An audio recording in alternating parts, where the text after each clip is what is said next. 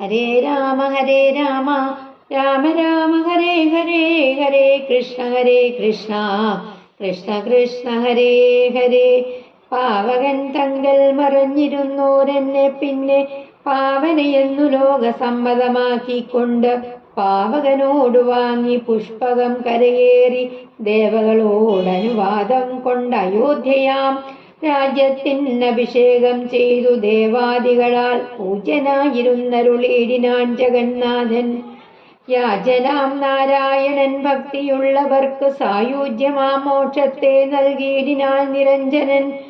ഏവമാദികളായ കർമ്മങ്ങൾ തൻ്റെ മായാദേവിയാം എന്നെ കൊണ്ടു ചെയ്യിപ്പിക്കുന്നു നൂനം.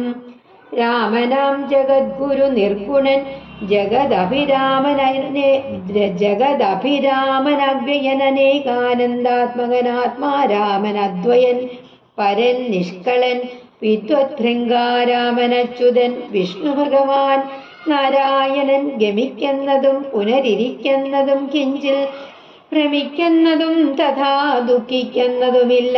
നിർവികാരാത്മാ തേജോമയനായി നിറഞ്ഞൊരു നിർവൃതനൊരു വസ്തു ചെയ്കയിൽ ഒരു നാളും.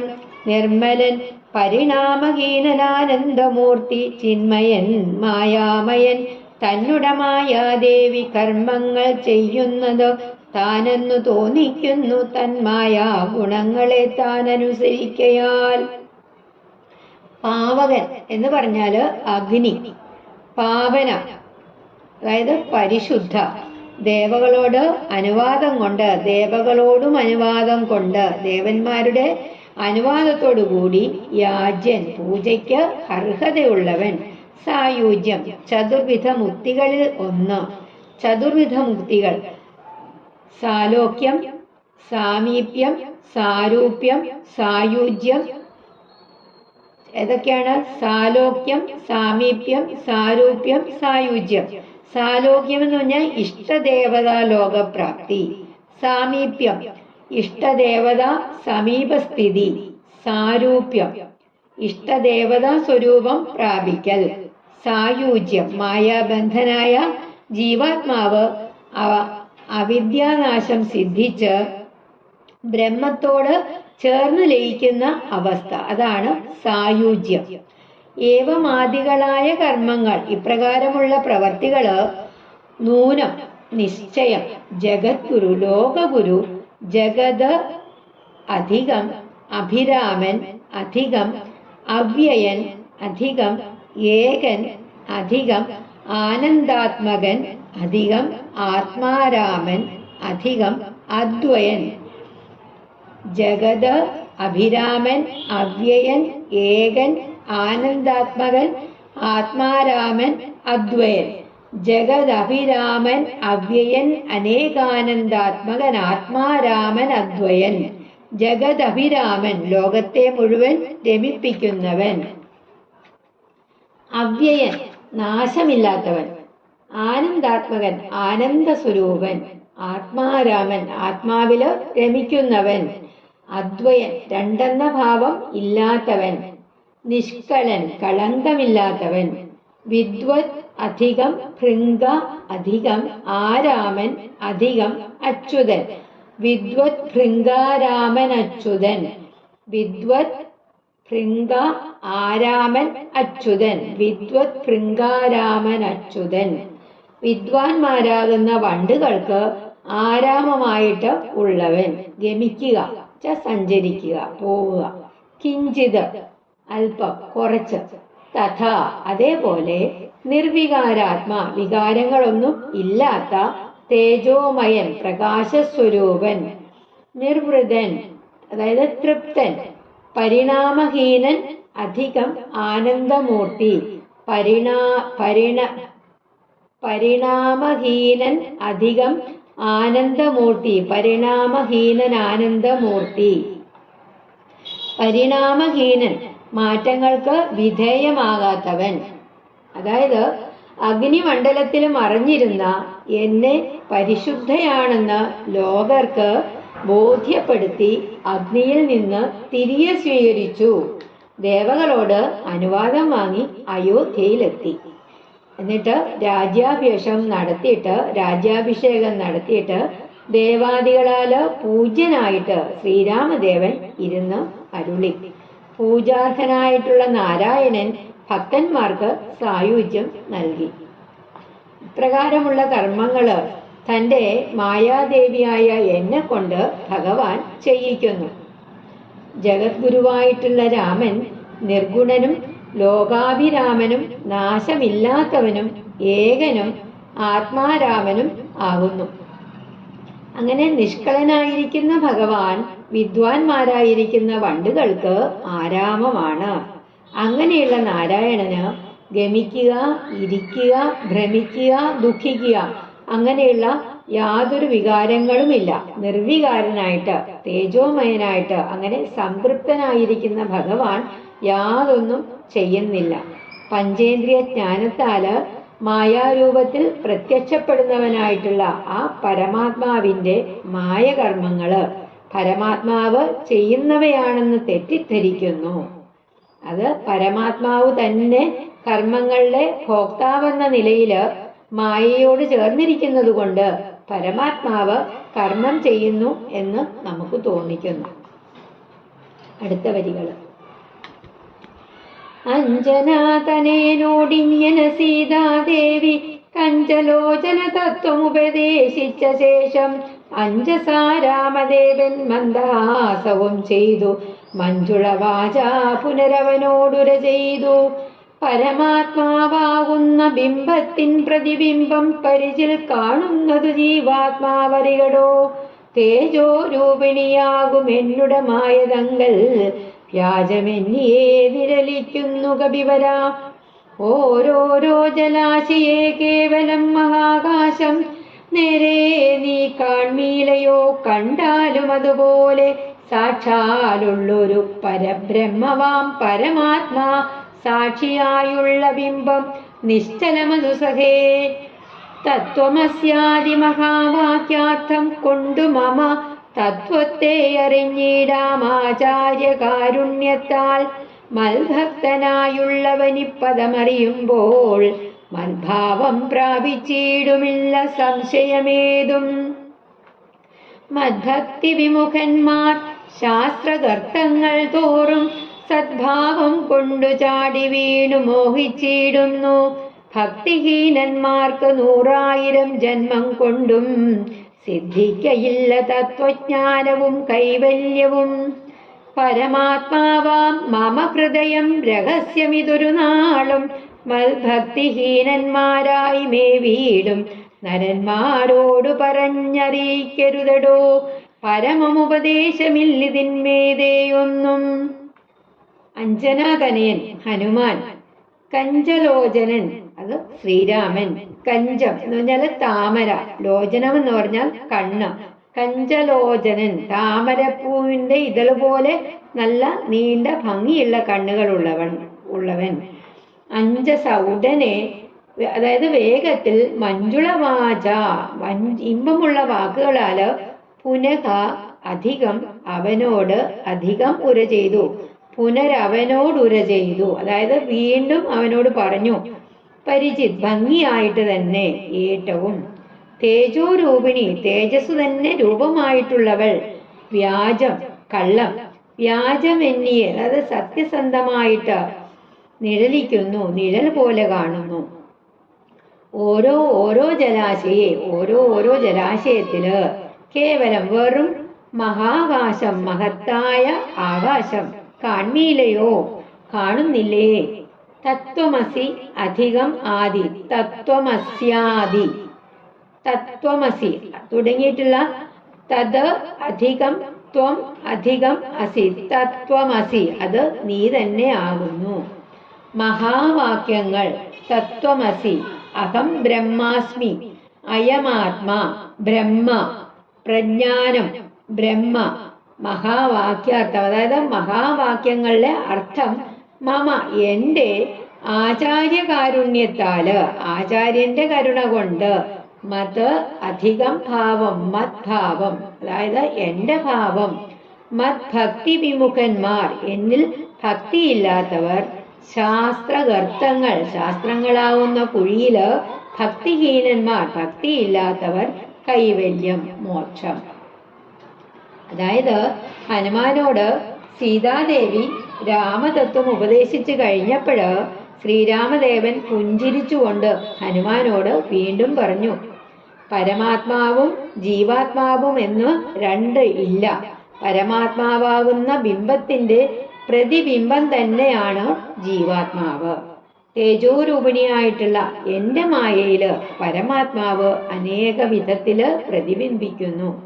എങ്ങനെയെന്നാല് മഹാ ആകാശം ഒന്നേ ഉള്ളൂ. അത് തന്നെ കുളത്തിലും കിണറ്റിലും സരസിലും സാഗരത്തിലും കടലിലും വെവ്വേറെ നിഴലിച്ച് കാണുമ്പോൾ നമുക്കത് പലതായിട്ട് തോന്നുന്നു.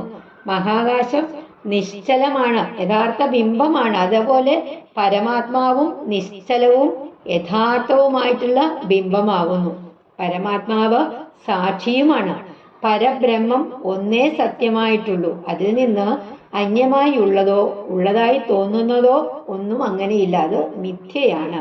അനേക ജീവന്മാർ ലോകത്തില് വിചിത്ര ഭാവത്തോടെ കാണുന്നത് ഉപാധി ഭേദത്താൽ തോന്നുന്നതാണ്. അങ്ങനെ ഏകമായ ആകാശം പല ജലാശയങ്ങളിൽ പ്രതിബിംബിക്കുമ്പോൾ നമുക്കത് പലതായിട്ട് കാണുന്നത് പോലെയാണ് ഏകനായ പരമാത്മാവിനെ പല ജീവാത്മാക്കളായിട്ട് കാണുന്നത്. ഗുരുവിന്റെ സഹായത്തോടു കൂടിയിട്ട് തത്വമസി തുടങ്ങിയിട്ടുള്ള മഹാവാക്യങ്ങളുടെ അർത്ഥം മനസ്സിലാക്കുന്നതിലൂടെ പരമാത്മ തത്വം അറിയാൻ നമുക്ക് സാധിക്കുന്നു. തത് അല്ലെങ്കിൽ അത് എന്ന പദം ജഗത്തിന്റെ ഉപാദാന കാരണവും നിമിത്ത കാരണവും ഒക്കെ ആയിരിക്കുന്നു. ബ്രഹ്മതത്വത്തെ കുറിക്കുന്നു. കർമ്മകർമാതി ദൂഷിതമായിട്ടുള്ള മായയുടെ മോഹത്താല് ജീവനായിരിക്കുന്ന ബ്രഹ്മത്തെ തന്നെയാണ് ത്വം, അതായത് നീ എന്ന പദം അർത്ഥമാക്കുന്നത്. ജീവേശ്വര ഭേദത്തെ ഉണ്ടാക്കുന്ന മായയെ ഉപേക്ഷിച്ച് സച്ചിദാനന്ദ സ്വരൂപനായിട്ടുള്ള ബ്രഹ്മത്തിന്റെ അഖണ്ഡതയാണ് തത്വമസി എന്ന മഹാവാക്യം അർത്ഥമാക്കുന്നത്. തത്വമസി എന്ന് പറഞ്ഞാൽ നമ്മളിൽ തന്നെയുണ്ട്, അത് നീ തന്നെ ആവുന്നു. അതാണ് തത്വമസി. എന്നിൽ, അതായത് പരമാത്മാവിൽ പ്രതിപത്തി ഇല്ലാത്തവൻ വേദാന്താദി ശാസ്ത്രങ്ങളാവുന്ന കുഴികളിൽ വീണ് അന്ധന്മാരായിട്ട് തീരുന്നു. എന്നില് ഭക്തി ഇല്ലാത്തവർക്ക് 100,000 ജന്മം എടുത്താലും തത്വജ്ഞാനമോ മോക്ഷമോ ഒന്നും ലഭിക്കുകയില്ല. പരമാത്മാവാകുന്ന എന്റെ ഹൃദയം പരമരഹസ്യമാണ്. ഇത് എന്നിൽ പരമാത്മാവില് ഭക്തിയില്ലാത്ത മനുഷ്യരോട് പറഞ്ഞു കേൾപ്പിക്കാൻ പാടില്ല. ഇതിൽ പരം മറ്റൊരു ഉപദേശവും ഇനി തരാനില്ല. അങ്ങനെ ശ്രീരാമൻ വീണ്ടും ഹനുമാൻ സ്വാമിയോട് പറഞ്ഞു കൊടുക്കുന്നതാണ്. കുറച്ചുകൂടെ നമുക്ക് വായിക്കാൻ വരികൾ. ശ്രീ മഹാദേവൻ മഹാദേവിയോടരുൾ ചെയ്ത രാമമാഹാത്മ്യമിതം പവിത്രം ഗുഹ്യതമം സാക്ഷാൽ ശ്രീരാമ പ്രോക്തം വായുപുത്രനായിക്കൊണ്ടു മോക്ഷദം പാപകരം ഹൃദ്യമാനന്ദോദയം സർവവേദാന്ത സാരസംഗ്രഹം രാമതത്വം ദിവ്യനാം ഹനുമാനോടുപദേശിച്ചതെല്ലാം ഭക്തി പൂണ്ട നാരദം പഠിച്ചിടുന്ന പുമാൻ മുക്തനായി വരുമൊരു സംശയമില്ല നാഥേ. ബ്രഹ്മഹത്യാദി ദുരിതങ്ങളും ബഹുവിധം ജന്മങ്ങൾ തോറും ആചിച്ചുള്ളവയെന്നാകിലും ഒക്കവേ നശിച്ചു പോമെന്നരുൾ ചെയ്തു രാമൻ മർക്കട പ്രവരനോടെന്നത് സത്യമല്ലോ. ജാതി നിന്ദിതൻ പരസ്ത്രീധനഹാരി പാപി മാതൃഘാതകൻ പിതൃഘാതകൻ ബ്രഹ്മഹന്താ യോഗി വൃന്ദാപകാരി സുവർണസ്തേ ദുഷ്ടൻ ലോകനിന്ദിതൻ ഏറ്റമെങ്കിലും അവൻ ഭക്ത്യാ രാമനാമത്തെ ജപിച്ചിടുകിൽ ദേവകളാലാമോദപൂർവം പൂജനായി വരുമത്രയല്ല യോഗീന്ദ്രന്മാരാൽ പോലും അലഭ്യമായ വിഷ്ണുലോകത്തെ പ്രാപിച്ചിടുമില്ല സംശയമേതും. പവിത്രമായിട്ടുള്ളത്, അതായത് പരിശുദ്ധമായിട്ടുള്ളത്, ഗുഹ്യതമം പരമരഹസ്യമായിട്ടുള്ളത് ശ്രീരാമ പ്രോക്തം ശ്രീരാമനാല് പറയപ്പെട്ടത്, മോക്ഷദം മോക്ഷം നൽകുന്നത്, പാപഹരം പാപത്തെ നശിപ്പിക്കുന്നത് പുമാൻ പുരുഷൻ മുക്തനായി വരും, അതായത് മോക്ഷം പ്രാപിക്കും. ആർജിക്കുക, അതായത് നേടുക. ധനഹാരി ധനം അപഹരിക്കുന്നവൻ. യോഗി വൃന്ദാപകാരി യോഗികളെ ഉപദ്രവിക്കുന്നവന്. സുവർണസ്ഥേയി സ്വർണം മോഷ്ടിക്കുന്നവന്. അലഭ്യം കിട്ടാൻ പ്രയാസമുള്ളത്. മോക്ഷപ്രദവും പാപനാശനവും ഹൃദ്യവും പരമരഹസ്യവുമായിട്ടുള്ള ഈ രാമമാഹാത്മ്യം ഹനുമാനോടായിട്ട് സാക്ഷാൽ ശ്രീരാമൻ പറയപ്പെട്ടതാണെന്ന് ശ്രീ പരമേശ്വരൻ പാർവതി ദേവിയോട് പറഞ്ഞു. അദ്ദേഹം തുടർന്നു, അല്ലയോ ജീവനാഥേ, ദിവ്യനായിട്ടുള്ള ഹനുമാനോട് ഉപദേശിച്ച വേദാന്ത ശാസ്ത്രത്തിന്റെ രത്ന ചുരുക്കമായ രാമതത്വം ഭക്തിയോടുകൂടി നിത്യവും പഠിക്കുന്ന പുമാൻ പുരുഷൻ, അതായത് മനുഷ്യൻ, തീർച്ചയായിട്ടും മുക്തിപദത്തിൽ എത്തിച്ചേരും. ഓരോ ജന്മത്തിലും പല പ്രകാരത്തിൽ സമ്പാദിച്ചിട്ടുള്ള ബ്രഹ്മഹത്യാദി പാപങ്ങൾ പോലും ഇല്ലാതാകുമെന്ന് ശ്രീരാമൻ ഹനുമാനോട് അരുളി ചെയ്തു. ഇത് പരമാർത്ഥം തന്നെയാണ്. ജാതിഭ്രഷ്ടനോ അന്യന്റെ ഭാര്യ, ധനം എന്നിവ മോഷ്ടിച്ചവനോ, മാതാപിതാക്കളെ ഹിംസിച്ചവനോ, ബ്രാഹ്മണരെയും യോഗികളെയും ഹനിച്ചവനോ, സ്വർണം മോഷ്ടിച്ചവനോ, ഏറ്റവും നിന്ദിതനോ ആയിരുന്നാലും അവൻ രാമനാമത്തെ ജപിക്കുന്നതായാല് ദേവന്മാരാല് സന്തോഷപൂർവം പൂജിക്കപ്പെടും. മാത്രമല്ല ആ പുണ്യശാലി മഹായോഗികൾക്ക് പോലും ദുഷ്പ്രാപ്യമായ വൈകുണ്ഠത്തിൽ എത്തിച്ചേരുമെന്നതിന് സംശയമില്ല. ഇങ്ങനെ മഹാദേവൻ അരുൾ ചെയ്തതു കേട്ടു തിങ്ങീടും ഭക്തിപൂർവം അരുൾ ചെയ്തിതു ദേവി. മംഗലാത്മാവേ മമ ഭർത്താവേ ജഗൽപദേ ഗംഗാകാമുക പരമേശ്വര ദയാനിധേ പന്നക വിഭൂഷണ ഞാൻ അനുഗ്രഹീതയായി ധന്യയായി കൃതാർത്ഥയായി സ്വസ്ഥയായി വന്നേനല്ലോ.